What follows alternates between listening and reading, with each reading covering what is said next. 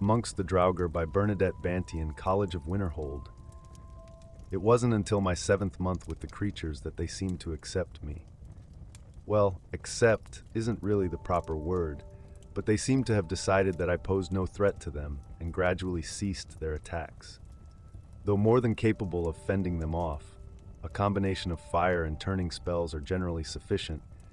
I admit that I tired of having to be ever vigilant in their presence. I'll never know whether there was some sort of agreement communicated among them, for the only utterances they make seem to be in that heathen tongue that I can't even pronounce, much less transcribe. In time, I learned more of their intentions towards me from their general movements and tones, rather than specific words. Hostility in any creature is easily read, but in these most peculiar of the living dead, with such variations in gait and speed, what amounts to a hostile charge in one may simply be casual movement in another. The eyes seem to be key to their intent, and I will confess to more than one dream haunted by the glowing pinpoints in the darkness. I had always wondered why the ancient priests of the dragon cult insisted that their followers be buried with them.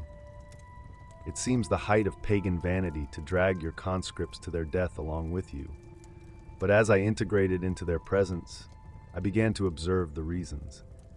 Every day, a different set of Draugur would awaken, shamble their way to the sarcophagus of their priest, and prostrate themselves before it. Several hours of this, followed by a meticulous cleaning of the area. It would appear that the adherents of the dragon priest continue their worship of him in death, which would also explain the ferocity with which they defend his chambers. It took several weeks before I felt comfortable approaching the dragon priest's resting place, myself. Inch by inch, until the snarling Draugurs around me seemed to tire of fending off my timid presence. I was able to set some simple scrying spells around the tomb, that I might get a sense of what magical energies resided there. When the next group of Draugur came to pay homage to the priest, I noted a sort of transferal happening, a distinct flow of life force between the adherents and the master. It was here that I finally understood the dragon cult's notion of resurrection. The second eternal life was only promised to those who ascended to the priesthood, but the lesser functionaries contributed their life force to sustaining them for eternity.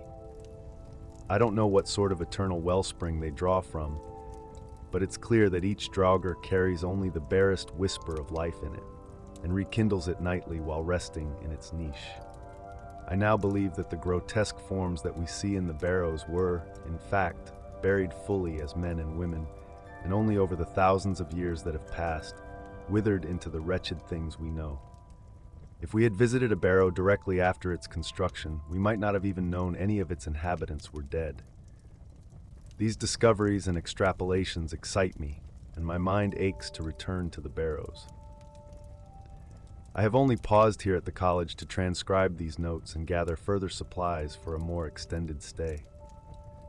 My new hope is to learn some rudimentary way of speaking to them, for imagining what they could tell us of the early mists of time is staggering.